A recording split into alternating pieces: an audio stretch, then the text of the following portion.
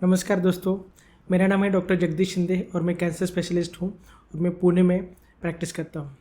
दोस्तों, आज के इस वीडियो में मैं आपको बताऊँगा कि पैलिएटिव रेडियोथेरेपी क्या होता है। दोस्तों, कई बार ऐसा होता है कि कैंसर का बीमारी जो है वो काफ़ी एडवांस स्टेज में डिटेक्ट हो जाता है।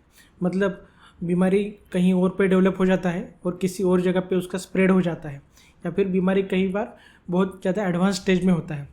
तो उस वक्त हम क्यूरेटिव इंटेंट से ट्रीटमेंट नहीं कर पाते। मतलब हम पूरी तरह से कैंसर को क्योर करने के इंटेंशन से ट्रीटमेंट नहीं कर पाते, क्योंकि कैंसर उस स्टेज में क्यूरेबल नहीं होता है। तो उस स्टेज में हम पैलिएटिव रेडियोथेरेपी ये ट्रीटमेंट दे सकते हैं। तो पैलिएटिव रेडियोथेरेपी ट्रीटमेंट कब देते हैं, कैसे देते हैं, उसके बारे में आपको मैं इन्फॉर्मेशन बताऊंगा। पैलिएटिव रेडियोथेरेपी जो है वो कब किया जाता है। तो पैलिएटिव रेडियोथेरेपी बेसिकली के इंडिकेशंस मैं आपको बताता हूँ। जब कोई भी पेशेंट को बोन मेटास्टेसिस हो जाता है, या फिर स्पाइन मेटास्टेसिस हो जाता है, ब्रेन मेटास्टेसिस हो जाता है, या फिर किसी ऐसी जगह पे ट्यूमर जाता है कि उसकी वजह से पेशेंट को प्रेशर सिम्टम्स होते हैं, या फिर पैलिएटिव रेडियोथेरेपी कब किया जाता है। तो पैलिएटिव रेडियोथेरेपी जो है वो तब किया जाता है जब पेशेंट को कैंसर के ट्यूमर की वजह से कुछ ना कुछ तकलीफ़ हो रहा है। तो मोस्टली कैंसर का जो बीमारी है वो हड्डी में चला जाता है, तो पेशेंट को हड्डी का पेन हो सकता है, या फिर कभी कभी पेशेंट का बीमारी अगर ब्रेन में चला जाता है तो उस केस में भी पैलिएटिव रेडिएशन थेरेपी यूज़ किया जाता है। उसी के साथ पेशेंट को अगर रीढ़ की हड्डी में बीमारी जाता है तो कभी कभी कॉर्ड कॉम्प्रेशन, मतलब जो स्पाइनल कॉर्ड होता है उस पर प्रेशर आ जाता है, तो उस केस में भी पैलिएटिव रेडिएशन दे सकते हैं। कभी कभी पेशेंट को ब्रेन मेटास्टेसिस हो जाता है तो उस केस में भी पैलिएटिव रेडिएशन दे सकते हैं। या फिर कभी कभी कोई ट्यूमर प्रेशर इफेक्ट हो जाता है तो उस केस में भी पैलिएटिव रेडिएशन हम दे सकते हैं। उसी के साथ कभी कभी पेशेंट को ट्यूमर में से ब्लीडिंग हो सकता है, तो उस ब्लीडिंग के टाइम में भी ब्लीडिंग रुकवाने के लिए हम हीमोस्टैटिक रेडिएशन, ये काइंड ऑफ पैलिएटिव रेडिएशन ही है, हम दे सकते हैं। सो ये अलग अलग टाइप है पैलिएटिव रेडिएशन के। तो मैं आपको डिटेल में एक एक चीज़ समझाता हूँ।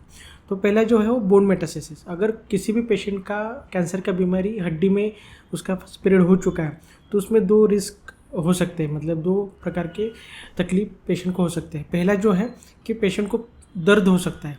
कभी भी बीमारी अगर हड्डी में जाता है तो उस केस में पेशेंट को हड्डी का दर्द या पेन होने का चांसेस बहुत ज़्यादा होता है। उसी के साथ अगर कोई हड्डी में कैंसर की बीमारी जाता है तो हड्डी जो है वो वीक बन जाता है, तो उस केस में पेशेंट को हड्डी जो है उसका फ्रैक्चर होने का चांस बहुत ज़्यादा होता है, तो पेशेंट को फ्रैक्चर चांसेस बढ़ जाते हैं। अगर हम बोन मेटास्टेसिस के पेशेंट को रेडिएशन थेरेपी देते हैं तो ये दोनों के चांसेस बहुत कम हो जाते हैं। पेशेंट का दर्द कम हो जाता है और दूसरी बात फ्रैक्चर होने के चांसेस भी काफ़ी हद तक कम हो जाते हैं। तो बोन मेटास्टेसिस जब होता है तो हम पेशेंट को पैलिएटिव रेडियोथेरेपी दे सकते हैं। दूसरी जो इंडिकेशन है वो है ब्रेन मेटास्टेसिस। जब भी कोई पेशेंट का बीमारी अगर ब्रेन में, दिमाग में फैल जाता है तो उस केस में भी हमको पेशेंट को पैलिएटिव रेडिएशन थेरेपी ट्रीटमेंट देना पड़ता है। तो उस केस में भी बेनिफिट जो होता है वो क्या होता है कि जब कोई भी कैंसर का बीमारी ब्रेन में जाता है तो वो बीमारी ब्रेन में जाकर उसका ब्लीडिंग हो सकता है, या फिर वो बीमारी का या ट्यूमर का जो गांठ है वो आजू बाजू के ब्रेन के एरिया पे प्रेशर ला सकता है, तो उसकी वजह से ब्रेन में इडीमा हो सकता है। तो इसी के लिए की वजह से क्या होता है कि ब्रेन का जो नॉर्मल फंक्शनिंग है वो कम हो सकता है। अगर किसी भी पेशेंट को ब्रेन में मेटास्टेसिस हो गया तो पेशेंट को सर दर्द, सीजर्स, या फिर किसी भी बॉडी पार्ट का वीकनेस, या फिर अलग अलग टाइप के न्यूरोलॉजिकल सिम्टम्स हो सकते हैं। ब्लीडिंग हो गया तो बहुत ही ज़्यादा सीवियर सिम्टम्स हो सकते हैं। तो ये सब सिम्टम्स प्रिवेंट करने के लिए, ब्रेन का एडिमा कम करने के लिए और ब्लीडिंग प्रिवेंट करने के लिए हमको ब्रेन को रेडिएशन थेरेपी देना पड़ता है। तो हमेशा अगर ब्रेन में मेटास्टेसिस हो गया है तो पैलिएटिव रेडिएशन थेरेपी के बारे में आपको जानकारी लेनी ज़रूरी है। उसी के साथ कभी कभी कैंसर का बीमारी जो है वो रीढ़ की हड्डी में चला जाता है, और रीढ़ की हड्डी में अगर बीमारी जाता है तो रीढ़ का हड्डी जो है वो उसका फ्रैक्चर होने का चांसेस बहुत ज़्यादा होता है। और कभी कभी कुछ पेशेंट्स जो होते हैं वो फ्रैक्चर के बाद और उनका क्या होता है कि जो स्पाइनल कॉर्ड होता है वो स्पाइनल कॉर्ड पे कंप्रेशन या प्रेशर आ जाता है, तो उस केस में भी पेशेंट प्रेजेंट हो जाते हैं। तो उस केस में भी हमको बहुत ही इमरजेंसी लेवल पे रेडिएशन थेरेपी देना पड़ता है, क्योंकि अगर पेशेंट को स्पाइनल कॉर्ड पे प्रेशर आ गया है और हमने अगर जल्दी ट्रीटमेंट नहीं किया, जल्दी रेडिएशन नहीं शुरू किया, तो पेशेंट को पैरालिसिस पैर का, या जहाँ जिस लेवल पे उनका स्पाइनल कॉर्ड का कॉम्प्रेशन हो गया उस लेवल के नीचे का पेशेंट को पैरालिसिस हो सकता है।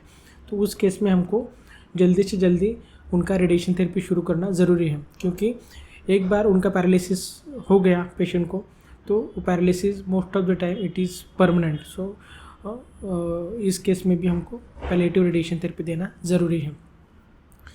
कभी कभी कुछ पेशेंट जो होते हैं, जैसे कि ब्रेस्ट कैंसर के पेशेंट हैं या फिर कोई सार्कोमा के पेशेंट है, अगर रिकरेंट गांठ है और वो गांठ स्किन के ऊपर है तो वो गांठ में से अल्सरेशन हो सकता है, उस गांठ में से ब्लीडिंग हो सकता है। तो उस केसेस में भी हमको रेडियोथेरेपी दे के हम वो ब्लीडिंग को कम कर सकते हैं। कोई पिक्चर शेयर करता हूँ, जैसे कि इस केस में हम देख सकते हैं कि एक पेशेंट को ब्लीडिंग है, बहुत ज़्यादा अल्सरेशन है और बहुत ज़्यादा खून वहाँ से जाने का चांस है। तो उस केस में भी हम पेशेंट को वहाँ पर रेडिएशन थेरेपी दे के पेशेंट का ब्लीडिंग कम कर सकते हैं, उसका अल्सरेशन कम कर सकते हैं और ट्यूमर का जो है नेक्रोसिस हो सकता है और अच्छा इफेक्ट वहाँ पर आ सकता है। नेक्स्ट जो चीज़ है वो है कि प्रेशर सिम्टम्स। कभी कभी क्या होता है कि कुछ पेशेंट्स में ट्यूमर का जो गांठ है वो काफ़ी बड़ा हो जाता है और वो गांठ आजू बाजू को जो नॉर्मल टिश्यू है वहाँ पर वो प्रेशर कर सकता है।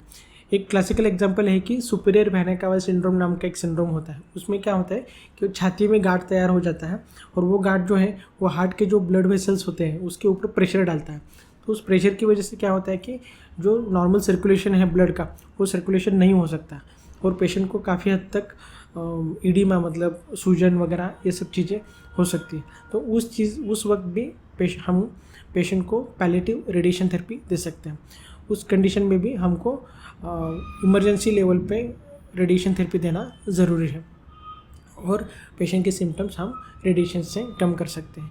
तो अगर कोई भी पेशेंट अगर एडवांस स्टेज ऑफ कैंसर में है तो पेशेंट्स का मानना होता है कि या फिर उनका बिलीफ होता है कि शायद रेडिएशन थेरेपी यहाँ पर पेशेंट को सहन नहीं होगा या फिर यूज़ नहीं होगा। पर irrespective of stage of disease और कितना भी एडवांस डिसीज़ है हम रेडिएशन थेरेपी का यूज़ कर सकते हैं। इवन दो पेशेंट का किडनी का काम अच्छा नहीं है, लीवर का काम अच्छा नहीं है, तो भी हम रेडिएशन थेरेपी का यूज़ कर सकते हैं, क्योंकि रेडिएशन थेरेपी जो है वो एक लोकल ट्रीटमेंट होता है अनलाइक कीमोथेरेपी में हम क्या करते हैं कि सलाइन थ्रू इंजेक्शन दिए जाते हैं तो वो पूरे बॉडी में चले जाते हैं। पर रेडिएशन थेरेपी जो है वो जहाँ पर हम देते हैं वहीं पर उसका इफेक्ट होता है, तो उसकी वजह से उसके सिस्टमिक साइड इफ़ेक्ट नहीं होते हैं। और किसी पेशेंट को अगर लीवर फेल्योर है, रीनल फेल्योर है, तो भी हम उन पेशेंट्स में रेडिएशन थेरेपी का यूज़ कर सकते हैं। किसी पेशेंट को ऑपरेशन नहीं हो रहा है या कीमोथेरेपी देना पॉसिबल नहीं है, उस केस में भी हम रेडिएशन थेरेपी दे सकते हैं। तो पैलिएटिव रेडिएशन थेरेपी एक बहुत अच्छा विकल्प है जिन पेशेंट्स में बीमारी बहुत एडवांस स्टेज में गया है या फिर बीमारी वापस आ गए हैं, उन पेशेंट्स में हम ज़रूर पैलिएटिव रेडियोथेरेपी ट्रीटमेंट ये कैंसर में किए जाने वाला एक उपचार है। अब पैलिएटिव रेडियोथेरेपी कैसे देते हैं, कितना दिन चलता है, उसके बारे में आपको इन्फॉर्मेशन देता हूँ। पैलिएटिव रेडियोथेरेपी है जिसके अलग अलग कोर्सेस, अलग अलग डोसेस हैं। सबसे कॉमन जो दिया जाता है वो है कि 10 दिन का रेडिएशन, जिसमें हम 30 ग्रेड डोज देते हैं और 10 डेज, तो 10 रेडिएशन के फ्रैक्शंस हम देते हैं पेशेंट को और 2 वीक्स ये ट्रीटमेंट चलता है। सेकेंड जो डोज है वो है कि 5 रेडिएशन दे सकते हैं, तो 5 रेडिएशन और 1 वीक्स दे सकते हैं। तीसरा जो है वो सिंगल फ्रैक्शन में भी दे सकते हैं। तो वो कितने फ्रैक्शन देने हैं, कितना डोज देना है, ये डिपेंड करता है कि वो बीमारी कितना बड़ा है, कहाँ पर है। आपके रेडिएशन ऑन्कोलॉजिस्ट डॉक्टर जो है आपको इसके बारे में गाइड कर सकते हैं। तो अगर बीमारी एडवांस स्टेज में है और आपको पैलिएटिव रेडिएशन थेरेपी के बारे में एडवाइस किया है तो आप ज़रूर पैलिएटिव रेडिएशन थेरेपी आप कंसिडर कर सकते हैं। अगर आपको रेडिएशन थेरेपी के बारे में या कैंसर ट्रीटमेंट के बारे में कोई भी सलाह चाहिए तो आप मुझे ऑनलाइन कंसल्टेशन कर सकते हैं। मैं ऑनलाइन कंसल्टेशन का लिंक डिस्क्रिप्शन में दे दूँगा। आप मेरे क्लिनिक में आकर मुझे पर्सनली भी कंसल्ट कर सकते हैं। मैं मेरे क्लिनिक का एड्रेस भी आपको दे दूँगा। Thank you very much.